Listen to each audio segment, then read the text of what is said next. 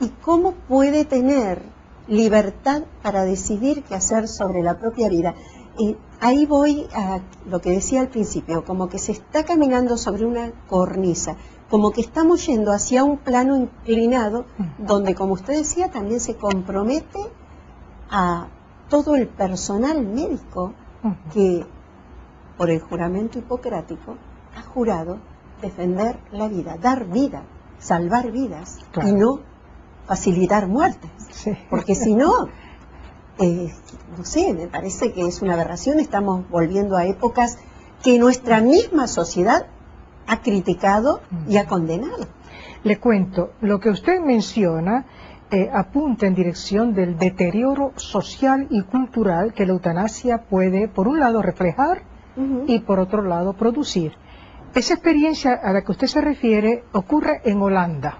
Exacto. En Holanda, donde la eutanasia al principio era permitida y ahora ya es legal, ha ocurrido lo siguiente, que al principio los pacientes de condición terminal lo pedían, pero ahora son los pacientes crónicos que también son candidatos a la eutanasia.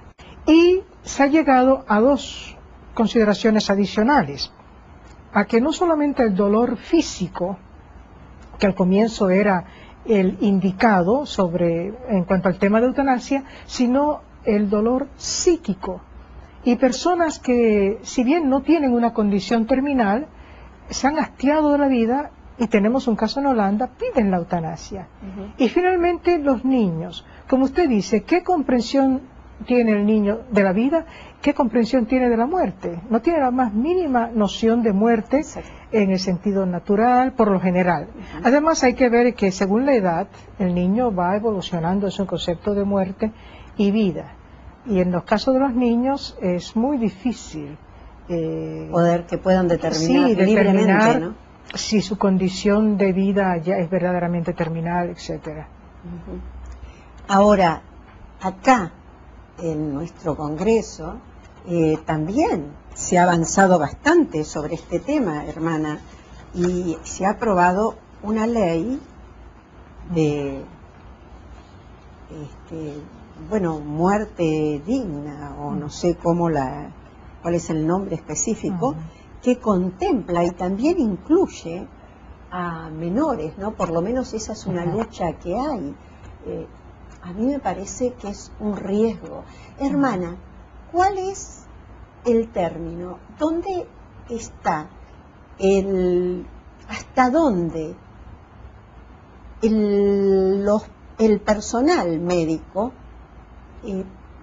tiene que asistir al paciente para dejar que el cuidado paliativo se transforme en algo negativo para el propio paciente?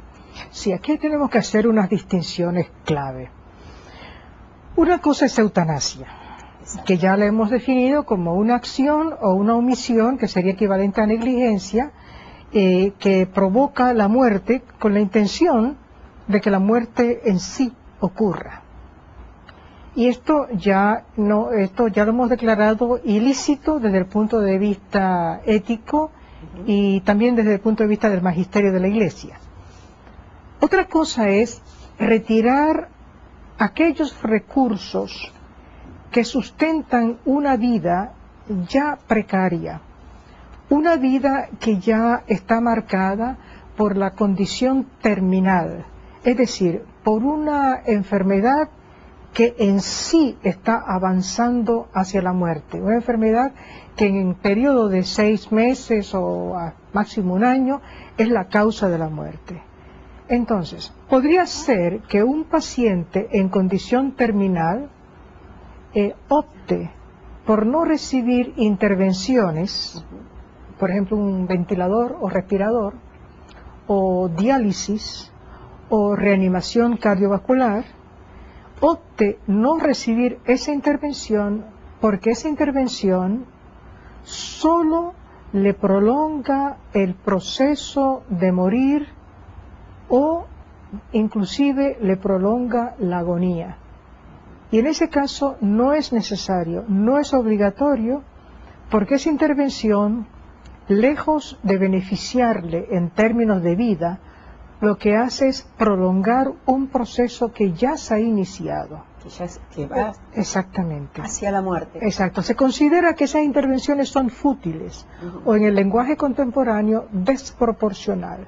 No supone gran beneficio a la luz del criterio clínico y también a la luz del criterio del paciente.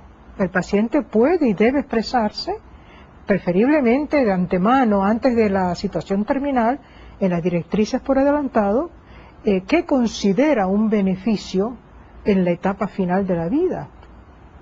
Y muchos pacientes pueden optar por cuidado paliativo. El cuidado paliativo es un cuidado integral. El cuidado paliativo le controla el dolor, le asiste en la soledad, porque precisamente los que proponen la eutanasia muchas veces no es el temor al dolor, porque este se puede controlar, sino la soledad, la ausencia de convivencia, la ausencia de un sentido espiritual. De modo que el cuidado paliativo ofrece asistencia física en cuanto al dolor, en cuanto a los síntomas incómodos, ofrece asistencia psicosocial, asistencia espiritual y por supuesto se pronuncia a favor de la vida.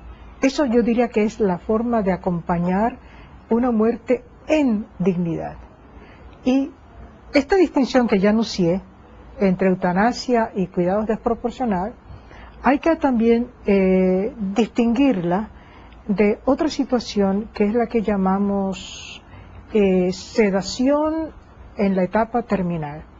Es decir, un paciente cuyo dolor es incontrolable, se le puede sedar hasta el punto que pierde conciencia, aunque se corra el peligro que la dosis o la periodicidad pueda a su vez acelerar el momento ya predecible de la muerte. Y esto es aceptable. Y para que no quede incompleto el cuadro que le pinto, todas esas intervenciones que mencioné, intervenciones terapéuticas, hay que distinguirlas de otra asistencia, nutrición e hidratación artificial. Exacto. Y esto no es considerada una terapia por la mayoría de los biodieticistas con los cuales estoy en diálogo, sino un cuidado básico. Entonces, en una ley que contempla que el paciente puede optar por rechazar intervenciones terapéuticas que solo le prolongan la vida sin beneficio proporcional, no debe incluir nutrición e hidratación artificial, que es cuidado básico. Como acá se quería incluir en Neuquén, si no me equivoco.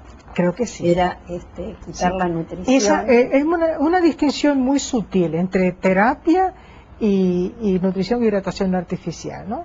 La terapia intenta atender un síntoma, atender una dolencia, una enfermedad, mientras que nutrición e hidratación artificial es más el mínimo de atención y servicio a un ser humano. La única excepción es que cuando ya llega la agonía y el sistema físico se va clausurando, posiblemente en algunos casos esa nutrición, esa hidratación puede hacer más daño. Entonces es mejor ya eliminarla.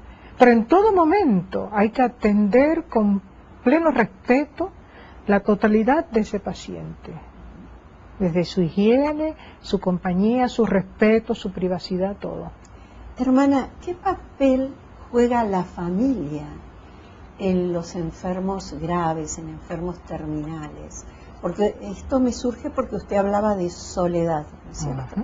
Puede haber una soledad existencial de no habernos encontrado con el Creador, común a todas las religiones, y también una soledad en que ausencia de la familia. Vivimos en una sociedad en que pareciera que solamente nos atrae lo lindo y lo divertido, y vemos el dolor como algo que no nos aportara mucho, sin darnos cuenta que también forma parte de la escuela de virtudes, del proceso que lleva al hombre al encontrarse verdaderamente con Dios.